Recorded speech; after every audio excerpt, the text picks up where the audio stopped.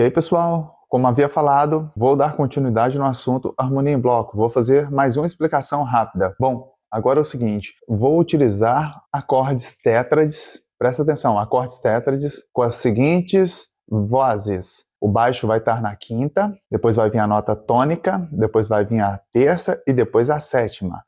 Só que antes da sétima, eu vou fazer um hammer-on da sexta para a sétima, que seria isso aqui basicamente. Dó, Ré menor, vou fazer um slide, Mi menor, Fá, Sol, Lá, perdão, Lá menor, Si meio diminuto e Dó.